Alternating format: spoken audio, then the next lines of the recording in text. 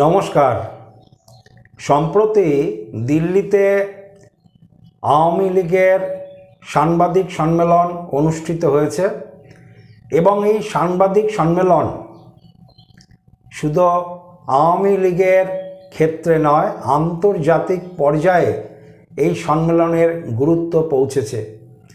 আওয়ামী লীগের পক্ষ থেকে আজকে 17 মাস বাদে আওয়ামী লীগের নেতা মন্ত্রীরা সশরীরে এবং প্রকাশ্যে সাংবাদিকদের মুখোমুখি আজকে হয়েছে এবং তাদের পক্ষ থেকে জানানো হয়েছে, আমরা বাংলাদেশের নির্বাচনে অংশগ্রহণ করতে চাই। আমরা আওয়ামী লীগের পক্ষ থেকে বারবার জানাচ্ছি এবং আওয়ামী লীগ বাংলাদেশের সবচেয়ে বড় রাজনৈতিক দল, যে দলের ওপরে বাংলাদেশের বেশিরভাগ মানুষের আস্থা এবং ভরসা আছে। 48% ভোট যে দলের আছে এবং যে দলটা বাংলাদেশের স্বাধীনতা থেকেই লড়াই করছে, সেই দলকে বাদ দিয়ে ইউনূস যে নির্বাচনের ব্যবস্থা করেছে, এটা আন্তর্জাতিক পর্যায়ে গ্রহণযোগ্যতা কতটা পাবে আজকে সেই সন্দেহ কিন্তু আছে। এবং এই সম্মেলনটা নির্বাচনের প্রাক্কালে অত্যন্ত গুরুত্বপূর্ণ এবং আন্তর্জাতিক পর্যায়ে এটা আরও বেশি পৌঁছবে। আওয়ামী লীগের পক্ষ থেকে নেতামন্ত্রীরা পরিষ্কার জানাচ্ছে, আমরা এক নিরপেক্ষভাবে আমরা নির্বাচনে অংশগ্রহণ করতে চাই এবং নিরপেক্ষ নির্বাচন হতেই লাগে। যেই নিরপেক্ষতা ডক্টর ইউনূসের তত্ত্বাবধানে সম্ভব নয়। ডক্টর ইউনূসের নেতৃত্বে যদি বাংলাদেশে নির্বাচন হয়, সেই নির্বাচনটা একটা নির্বাচনের নামে প্রহসন থাকবে। সুতরাং এই নির্বাচনে নয়, এক নিরপেক্ষতার মধ্য দিয়ে যদি নির্বাচন হয় এবং ইউনূসের তত্ত্বাবধানে নয়, তাহলে আমরা অংশগ্রহণ করব। এবং এই সম্মেলন আজকে প্রকাশ্য দেখা দিয়েছে দিল্লিতে। এর আগেও শেখ হাসিনা একই কথা বলেছেন যে ডক্টর ইউনূসের নেতৃত্বে যদি কোনো নির্বাচন হয়, সেই নিরপেক্ষতা থাকবে না, সুতরাং সেই নির্বাচনের কোনো মূল্যও থাকবে না। আজকে একই পর্যায়ের কথা আওয়ামী লীগের এই দিল্লিতে যে সম্মেলন হলো, সেই সম্মেলনে শোনা যাচ্ছে। কিছুদিন আগে বিএনপি নেতা তারেক রহমানের কথাতেও কিন্তু এই কথাটা উঠে এসছে এবং উনিও কিন্তু সন্দেহ প্রকাশ করেছে তার কথাবার্তার মধ্য দিয়ে যে ডক্টর ইউনূসের নেতৃত্বে নির্বাচনটা নিরপেক্ষতা হবে বলে মনে হচ্ছে না। আর আজকে একই কথা প্রকাশ্য সাংবাদিক সম্মেলন করে আওয়ামী লীগের পক্ষ থেকে জানানো হয়েছে। এবং একটা জিনিস মনে রাখতে লাগে, এই সম্মেলনটা আন্তর্জাতিক পর্যায়ে আওয়ামী লীগকে আরও বড় জায়গাতে পৌঁছে দেবে। কেন তারা প্রকাশ্যে জানাচ্ছে যে আমরা নির্বাচনে অংশগ্রহণ করতে চাই। শেখ হাসিনা এর আগেও বলেছে যে উনি যখন নির্বাচন অনুষ্ঠিত করেছিল, সেই সময় বিএনপিকে কিন্তু বাদ দেওয়া হয়নি। বিএনপি হার নিশ্চিত বুঝে ইলেকশন থেকে পিছিয়ে গেছিল, অর্থাৎ ইলেকশনে অংশগ্রহণ করতে চায়নি। কিন্তু আওয়ামী লীগ তো অংশগ্রহণ করতে চাইছে, কিন্তু আওয়ামী লীগকে অংশগ্রহণ করতে দেওয়া হচ্ছে না ইউনূসের এই রকম কূটনীতিতে। এই রকম পরিস্থিতিতে বারবার বলা হয়েছে, যদি নির্বাচন অনুষ্ঠিত হয়, সেই নির্বাচনের গ্রহণযোগ্যতা যেরকম বাংলাদেশে থাকবে না, সেই গ্রহণযোগ্যতা আন্তর্জাতিক পর্যায়েও থাকবে না। একটা সরকার গঠন হওয়ার পরে যেহেতু একটা দেশের সরকার, ফলে আন্তর্জাতিক ক্ষেত্রে তার সুসম্পর্কের প্রয়োজন আছে। কিন্তু এই যে ইউনূস যেরকমভাবে অগ্রসর হচ্ছে, সেই অগ্রসর বাংলাদেশের পক্ষে ভালো নয়। অপরদিকে আরেকটা কথাও মনে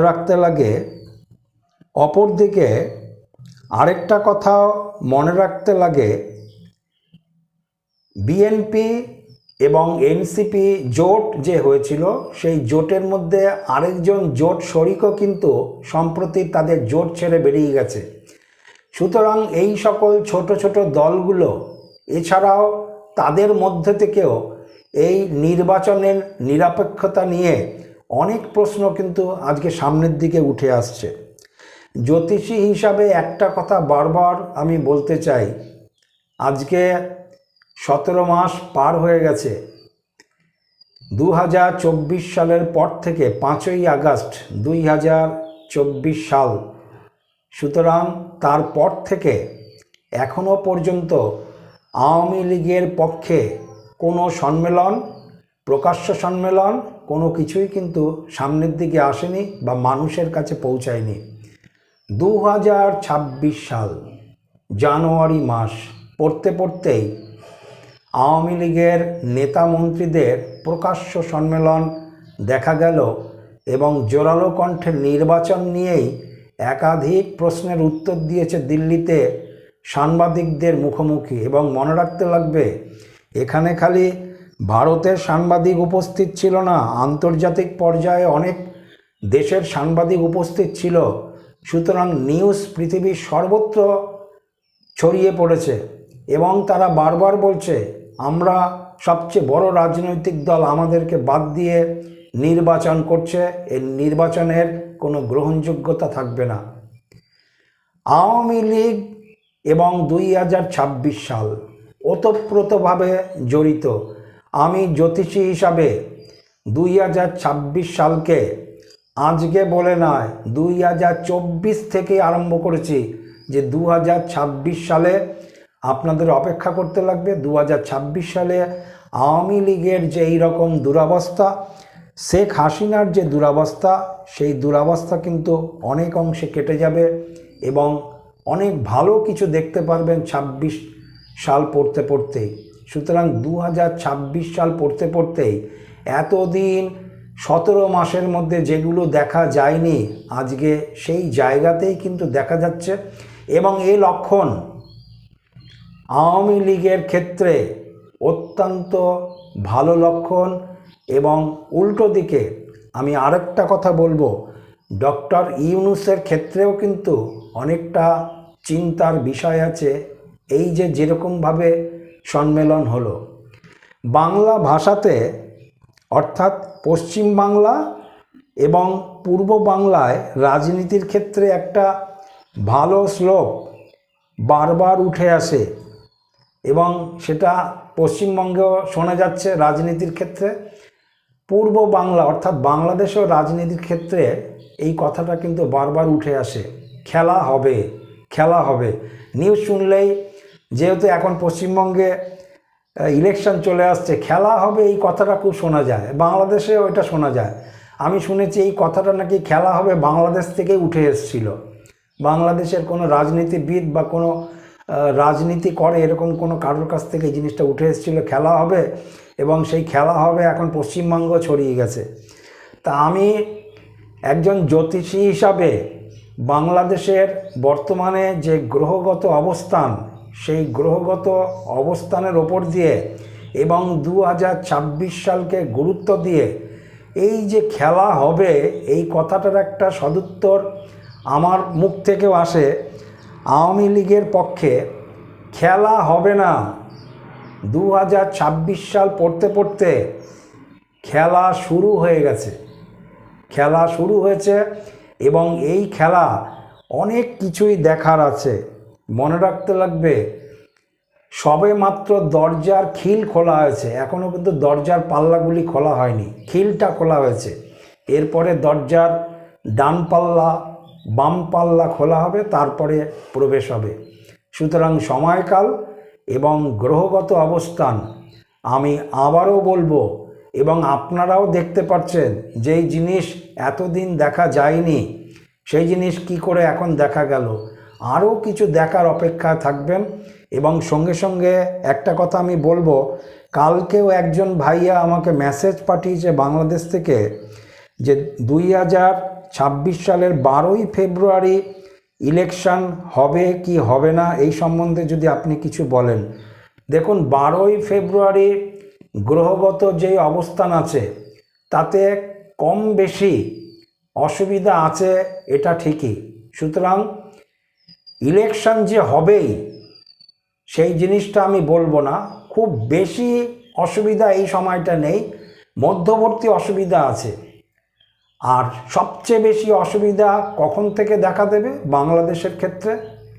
18ই ফেব্রুয়ারি 2024 থেকে শুরু হবে, 18ই ফেব্রুয়ারি 2024 থেকে, এবং সেটা মাস 3-4 থাকবে। এই সময়টা বাংলাদেশের রাজনীতির ক্ষেত্রে আমার পক্ষে যেটুকু বুঝি তাতে ভালো সময় নয়। এরকম কথা আমি আগেও একটা আমার ভিডিওতে আমি প্রকাশ করেছিলাম। উল্টো দিকে যে ভাইয়া এই মেসেজটা দিয়েছে এবং অনেকেই এই 12 তারিখের ইলেকশনটা নিয়ে বারবার আমাকে জিজ্ঞাসা করছেন, আমি একটা জিনিস বুঝি, 12 তারিখের ইলেকশনটা নিয়ে বড় কথা নয়। যদি 12 তারিখে ইলেকশন হয়, সেই ইলেকশনও আওয়ামী লীগের লাভ আছে। যদি 12 তারিখে ইলেকশন না হয়, তাতেও আওয়ামী লীগের লাভ আছে। কেন, সময়কাল আর গ্রহগত ব্যাখ্যা দিয়ে যেটুকানি আমি বুঝি, তাতে এই সময়কালে আওয়ামী লীগের পক্ষে অনেক বেশি সুযোগ সুবিধা আসবে। নমস্কার, সবাই ভালো থাকবেন। ভিডিওটা অবশ্যই শেয়ার করুন, আপনারা সবার কাছে লাইক এবং সাবস্ক্রাইব করুন।